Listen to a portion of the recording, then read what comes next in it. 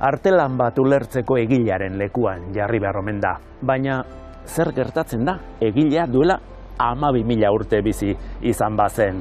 Zaila horixe da Labarra artearen kasua. Ez dakigu nortzuk izan ziren artistak zein zen haien helburua edo nolakoa izaten zen sorkuntza prozesua. Azken hori jakiteko bidea zabaltzen ari da orain ezagutuko dugun proiektua. Sua piztu behar dugu, ezta? Bai, noski. Da más luz de lo que pensaba. Paleolito garaiko pertsonak nola sartzen ziren kobasuloetan. Zen nolako argiak erabiltzen zituzten kobasuloak esploratzeko eta apaintzeko, noski. Bueno, voy a dejar la antorcha en el suelo, ¿eh? Vale. Aquí mismo y vuelvo otra vez a tu despacho. Eso es. 12.000 urte atzera egiteko prest, ongi etorri Teknopolisera.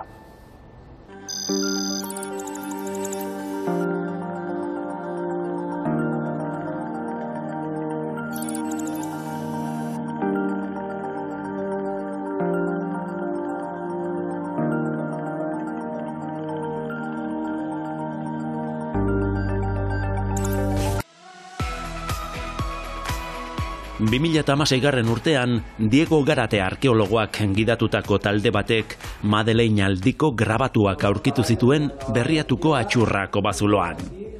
Ordura arte Euskal Herrian topatutako grabatu sortarik handiena zen. Zaldiak, bisonteak, oreinak... Horietako batzuk beltzez margotuak eta duela 12.000 urte eginak. Artelan paleolitiko horien ondoan ikatz arrastoak aurkitu zituzten, argiztapen sistemen aztarnak ziruditen. Handik kilometro gutxira Izuntzako koba dago. Hemen ez dago Labarra arterik, ez da aztarna arkeologikorik ere. Baina Lekeitioko udalaren eta Kantabriako unibertsitatearen arteko akordio bati esker, ikertzaile hauek laborategi gisa erabiltzen dute koba hau. Ikerketa honen helburua da, gure arbasoek erabiltzen zituzten argiztapen sistemekin esperimentatzea. Izan ere, ezin dugu jakin zergatik sortzen zuten Labarra artea, baina nola egiten zuten ulertzen saia gaitezke. Zein argiztapen sistema probatu behar duzue eta zergatik horiek? 3 sistema ezberdinak probatzen ari gara kobasuloan. Alde batetik suziria, egurrez eta resinaz egindakoa, baditugu ere lanparak, harriekin egindakoak, eta badaude ere betiko suteak, sute bat adarrekin. Ez da zu burmordo bat pilatu eta zergatik probatu behar ditugu orain 3 argiztapen sistema hauek zehatz mehatz, eta ez beste batzuk. Hain zuzen ere, hemendik oso gertu dagoen kobazulo batetan, Atxurra kobazuloa, hemen Berritxun, topatu ditugu hainbat aztarna, ikatzak batez ere, informazioa garrantzitsua ematen digute, jakiteko zer nolako argi sistemak erabiltzen ziren garai horretan.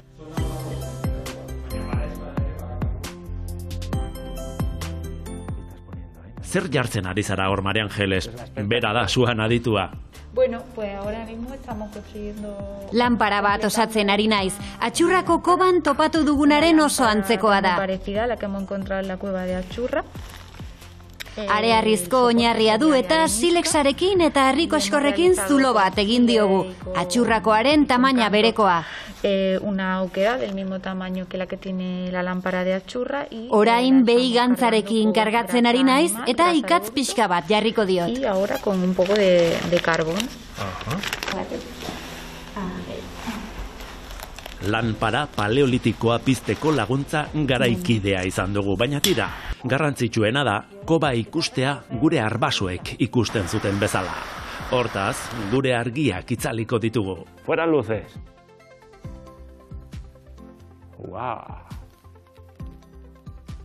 Maria Ángeles, uste baino argi gehiago ematen du.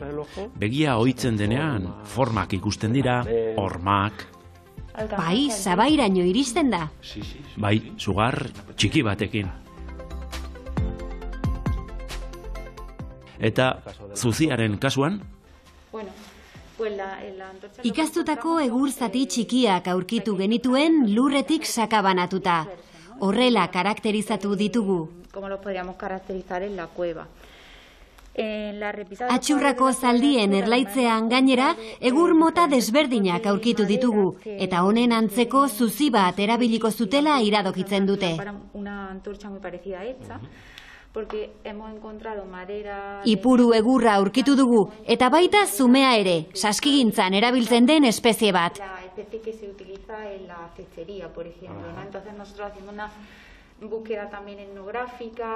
Ikerketa etnografikoa eta esperimentazioa eginda, ondorioztatu dugu zume hori soka gisa erabiltzen zutela, zati hauek guztiak batzeko. Hortaz, ipurua argiztatzeko sua egiteko erabiltzen zuten eta zumea berriz egur sorta lotzeko. Hori da bai. Argiztapenari dagokionez, argia emateko gaitasuna neurtzen duzue? Frontaletan bezala zenbat lumen dituen neurtzen duzue? Bai, argi kantitatea neurtzen dugu, kolorearen temperatura eta paretean islatzen den argia. Dena atxurrako zaldiak marraztu zituztenean gertatu zenaren erreplika virtual bat egiteko oinarri zientifikoarekin.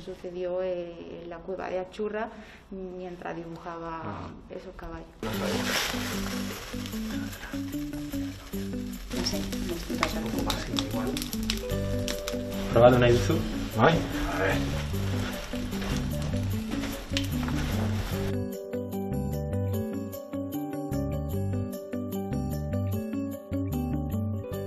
Bueno, zuk irisgarritasuna ikertzen duzu. Eta irisgarritasuna argiarekin dago erabat lotuta, ezta?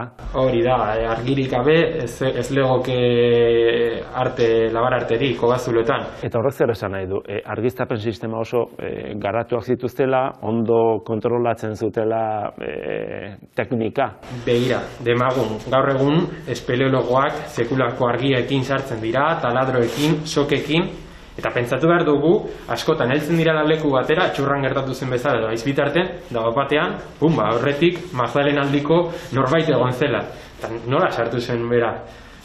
Argiztapen ona behar zuen da gaina kontrolatua, bestela bertan galduko zen da han aurkituko genuke artista beraren ezurrak, ez?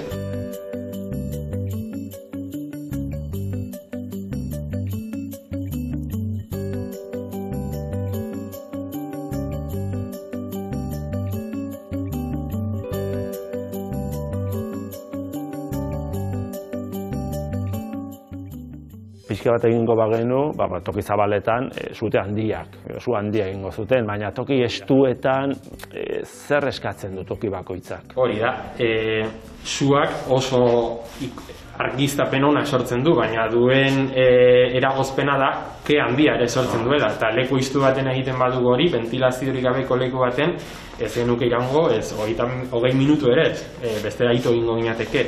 Orduan olako tokietan, erabiltzen zuten, ke gutxien sortzen zuten sistemak, kasu honetan lanparak. Eta erdiko tokietan, hau da, ibiliko ziren galeria zabalak, arriskurik gabeak eta zuziriak erabiliko zituzten. Ke pixka sortzen du, baina oso dinamikoa da, eta kobazuletatik hiltzeko pokiena izango litzateke. Ondo, Iñaki, eskerrik asko.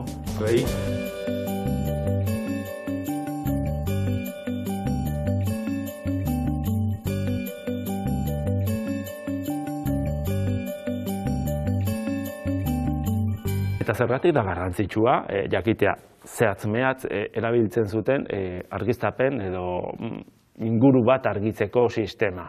Garai horretako pertsonak hobeto ezagutzeko, haiek egiten zuten bezala egin behar dugu. Labarartearen beste ikuspuntu bat. Kantabriako ikerketa paleolitikoen nazioarteko institutura etorri gara ikerketaren emaitza ikustera. Baina horren aurretik, laborategian sartuko gara ikerketaren abiapuntua ezagutzeko. Kaixo, Maria Angeles, beno, kaixo berriro. Mikroskopioan harrapatu zaitut lanean. Bai, hemen txenabil. Aquí es donde traéis los trozos de carbón. Ona ekartzen dituzue koban jasotako ikatzarrastoak, bertan aztertzeko, ezta? Bai. Ze informazio ematen du horrelako ikatzati nimino batek? Bueno, pues realmente da muchísima información. Ba, informazio asko ematen du. Batetik, zer espezie errezuten esaten digu, zer zuaitz edo zuaiska errezuten koba argiztatzeko. Y bueno, en este caso en la cueva de Atxurra, pues los fuegos de la... Atxurrako kobaren erlaitzean, ipurua eta kerkusa aurkitu ditugu. Es muy habitual encontrar... Ohikoa da, ikatza aurkitzea eta zer kopurutan. Pues la verdad que dentro de la... Egia esan, arte paleolitikoa duten kobetan, bada ohikoa lurrean egur ikatza aurkitzea, baina duela gutxira arte etzaie erreparatu. Ikerketa gehienak paretaren azterketan zentratu izan dira. Porque bueno, la investigación se focalizaba más en el estudio de las paredes, en el estudio parietal. Programaren hasieran esan dugu, labarra artea bere sortzaileek ikusten zuten bezala ikusi nahi genuela, eta hemen txeduzue. Honako hau, Atxurrako koban dagoen zaldien erlaitzaren 3 dimentsioko erreplika bat da.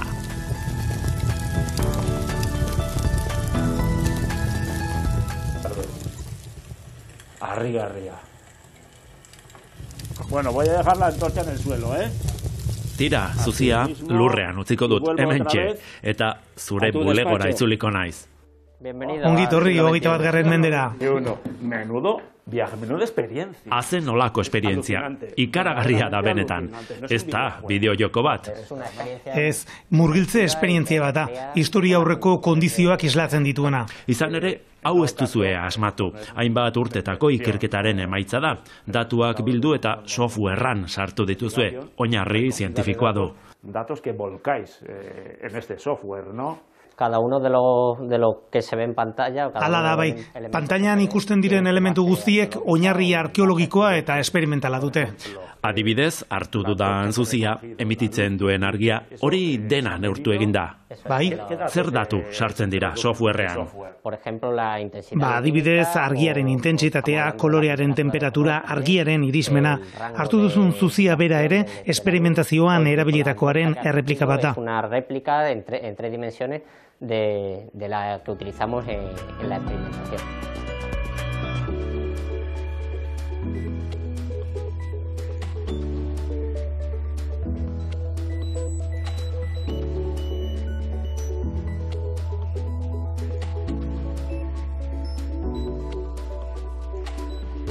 Esto es el resultado de... Hau hainbat urtetako ikerketaren emaitza da, baina ikerketa berrien abiapuntua ere bada, ez da? Bai, ez da ikerketaren emaitza jasotzen duen lana bakarrik. Hipotesi berriak egiteko abiapuntua ere bada. Kobazuloan egon gaitezkeelako jatorrizko argiztapenarekin. Y a partir de ahí, eta beraiek ikusten zuten bezala ikusita, interpretazio berriak egin dezakegu. Mundu virtual honetan jolastu zaitezkete parametroak aldatuz. Bai, denbora realean aldaketak egin ditzakegu, eta arkeologoi hipotesi eta galdera berriak sortzen zaizkigu horrela. Nos dan a nuevas respuestas. Ez da bideo-joko bat, baina ondo pasatzen duzue. Bai, bai. Osondo, Antonio, eskerrik asko. Zuei.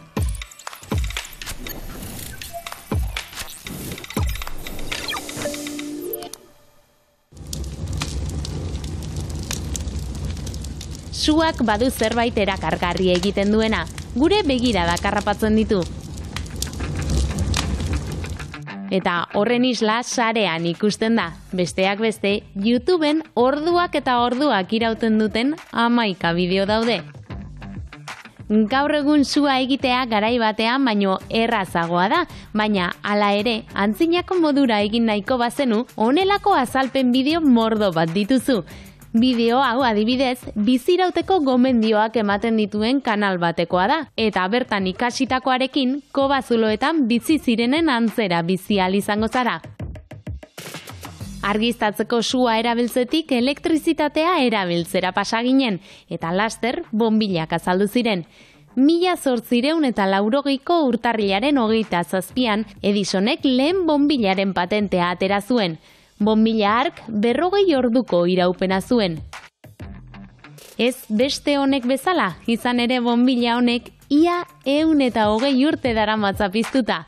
Kaliforniako suhiltzaile etxe batean dago, eta 2015erako 1 milioi bat goritasun ordu eginak zituen. Asko ez da, pentsa, gaur egungo goritasun lanpara batek 750 eta 2000 ordu artean irauten du.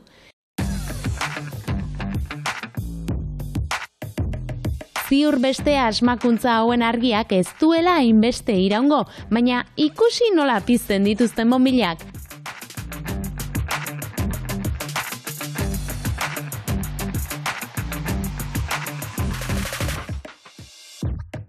Energia berrien garaia da, eta inguruko paisaian aerogeneradoreak ikusten ohitu gara, baina ikusi duzu noizbaiten nola eraikitzen diren?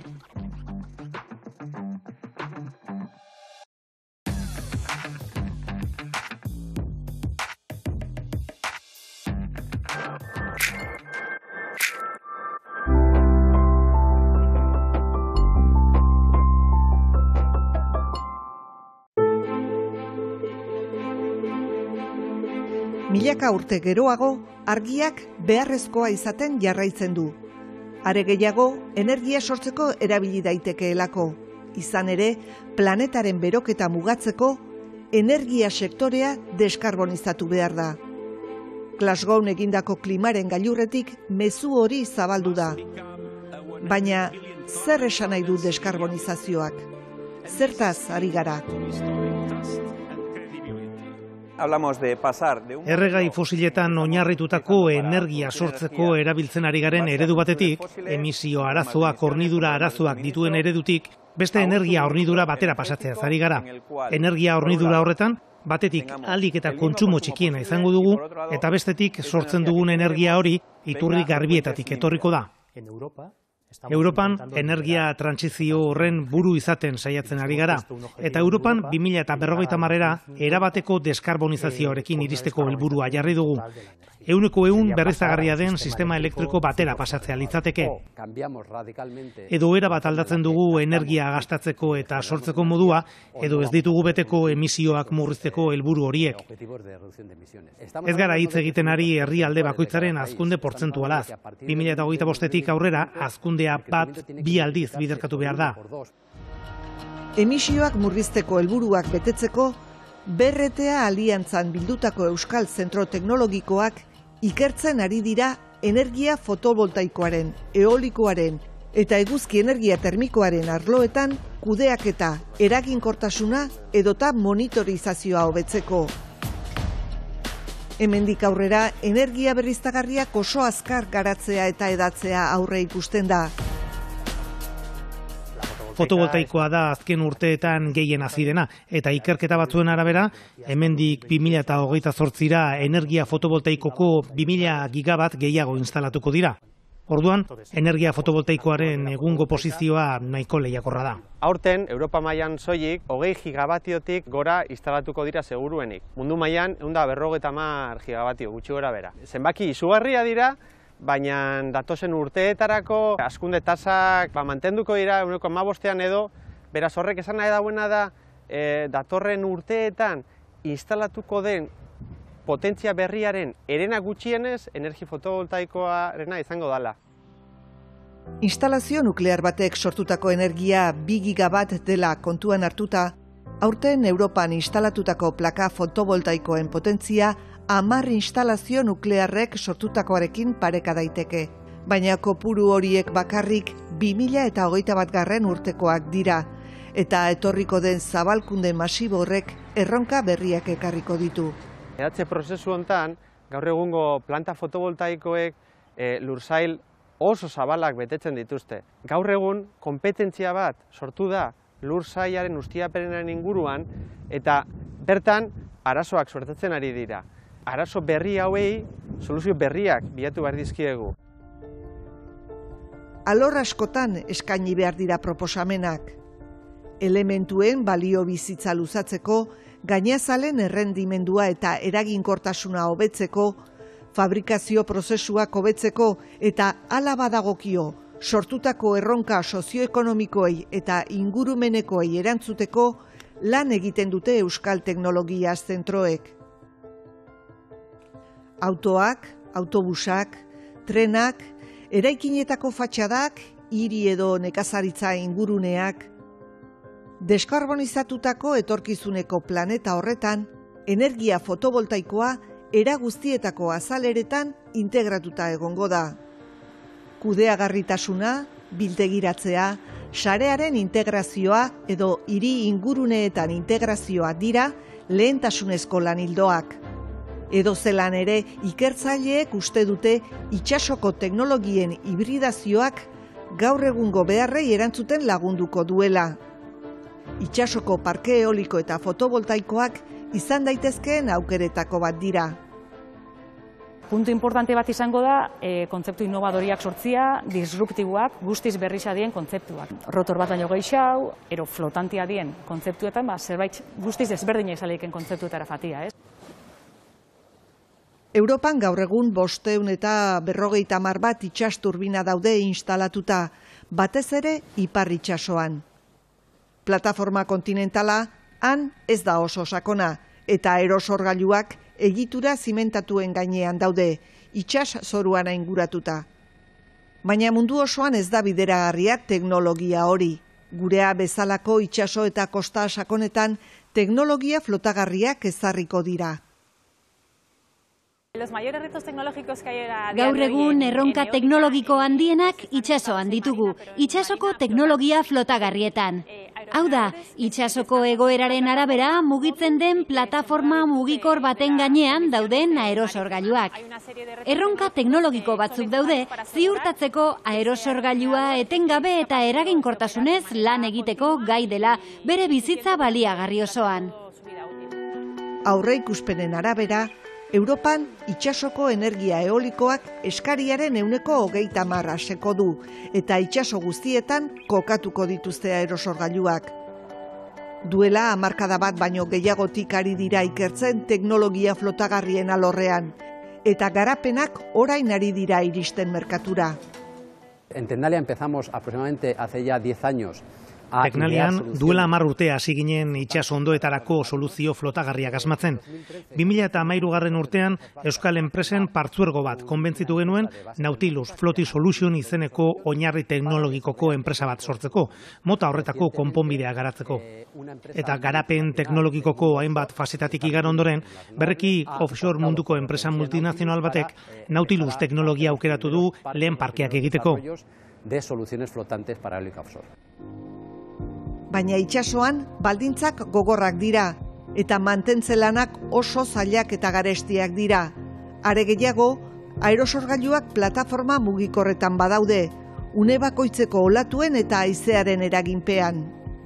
Horregatik erabiltzen dira probabankuak osagaiak baldintza errealetan probatzeko. Material berriek eta sentsoreek osagaien egiazko egoeraren berri ematen dute, eta horrek aukera ematen du mantentze eragiketak planifikatzeko. Zure turbinaren etengabeko egoerari buruzko informazio fidagarria duzu eta behar duzunean bakarrik zoaz. Pentsa ezazu itsasora joateko ontzi espezializatuak, helikopteroak, kualifikazio handiko langileak behar dituzula. Beraz, mantentze lan horiek optimizatu alizatea, milioika eurori buruz ari gara. Bizitza erabilgarria luzatzeko, programatu gabeko geldialdiak saiesteko eta aerosorgailuen errendimendua hobetzeko eta ondorioz kostuak murrizteko, material berriak lortzea da ikertzaileentzat beste lehentasun bat. Teknikerreko materialen laborategian material berriak, lubrifikatzaileak, pinturak eta konpositeak garatzen dituzte. Arazo nahiko arrunt bat da sektore eolikoan izotza. Guk hemen egiten duguna da, adibidez, materialak izotz horren garapena ekiditzeko edo atzeratzeko. Eta horrek egiten duenea da, energiaren kostea jaitsi. Errendimendu hobeagoa daukaten materialak, efizientzia hobeagoa daukaten materialak, eta beste alde batetik ere ingurumenari begira material hobeak eta ekonomia zirkular baten barruan sartzen diren materialak behar ditugu. Gaur egun instalatutako potentzia 4 edo 5 aldiz biderkatzeko, aerosorgailuen tamaina handitzea da beste erronka teknologiko bat. Potentzia handitzeko, gero eta handiagoa hobeto, eta azkenian rendimendua be hobia dalako, azkenian efizientzia be hobetzera algoiaz. Ez bakarri tamainan, bai, lortzen duen kapazidade, elektrizidadeko kapazidadea handiagoa izateko turbina horreitan. Gaur egungoak baino 10 aldiz aerosorgailu handiagoak probatzen ari dira jada. Izan ere, zenbat eta handiagoak izan, orduan eta errendimendu handiagoa izango dute. Hala ere, eskala handian fabrikatzeak eta instalatzeak ziurgabetasunak sortzen ditu. Eskala aldaketa horrek, konponenteak fabrikazio aldaketa dauz, fabrikazio motan, materiala be ezberdina izaleike eta kontutan hartu bida, bai, fiabilitatea ebaluatzerakoan, ero baita, monitorizazioako lanak itxerakoan, aerosorgailu hortan, incertidumbrearek kontutan eukitzen. Ikerlan, Europako ikerketa proiektu baten buru da. Proiektu horren helburua da, etorkizuneko aerosorgailu handien fidagarritasuna bermatzea, metodologia hibrido virtual eta experimental baten bidez. Metodologia horri esker, aerosorgailu erraldoien portaera aurre ikus daiteke, tamaina errealeko saiakuntzak egin beharrik gabe. Horrela, kostuak merkatuko dira. Nola nahi ere, kudeagarritasunak segitzen du izaten energia berriztagarrien arazo nagusia. Horregatik hartzen du garrantzia eguzki energia termikoak. Gaur egun, 6 gigabat daude instalatuta munduan, eta haren handicap nagusia da, zeru oso garbiak eta zuzeneko erradiazioa behar dituela. Baita instalazio oso handiak ere. Instalazio termoelektrikoak daude Europako hegoaldean eta Afrikako iparraldean. Gutxi zikinduko diren eta argi asko islatuko duten ispiluak izateko eta odibero eramaileek argia xurgatzeko estaldurak ikertzea beharrezkoa da. Teknikerren gainazaletan egiten dugu lan. Ispiluek oso elementu islatzaileak izan behar dute, gutxi zikintzen direnak. Ezin dugu ur askorik gastatu, ez da baliabide askorik ere lehen aipatu dugun ispilu itsasori garbitzen. Odi hartzaileek argi hori asko xurgatu behar dute, gutxi emititu behar dute. Ondorioz, estaldurek garrantzi handia hartzen dute. Instalazioaren kudeaketa eta eragiketan ere lan egiten dugu. Instalazioak sentsorez egoki hornitu behar ditugu, hobeto kudeatu ahal izateko. Operadoreak instalaziotik datozen datu horiei buruzko informazio ona izan behar du. Instalazioari etekin guztia atera eta prezioak murriztu ahal izateko. 2030 baino lehen, berotegi efektua eragiten duten gasen egungo emisioak erdira murrizteko Europako Batasunak erabaki duen bezala, hainbat arlotan ikertzen jarraitu behar da, eta epe oso laburrean irtenbideak eskaini hainbat alorretan. Besteak beste, monitorizazioan, kontrolean, simulazioetan, materialetan, osagaietan edo gainazaletan.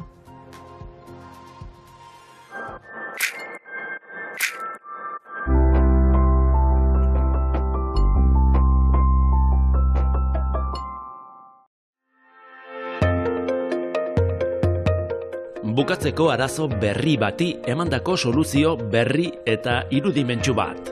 Kaleetan jarritako kamera adimendunek identifikatu eta etiketatu ezaitzaten arropa berezia saltzen hasi da Japoniako enpresa bat. Kamuflatzeko alegia. Irudi edo patroi antagonikoetan oinarritzen da asmakizuna. Diseinu berezi hauek behatzen gaituzten sare neuronalak neutralizatzen eta engainatzen dituzte. Munduak aurreragoko arazoak dituela seguru, baina inork baimena eskatu gabe edozein toki publikotan kontrolatuta egotea, hori ere bada konpondu beharreko kontu bat. Datorren astera arte, agur!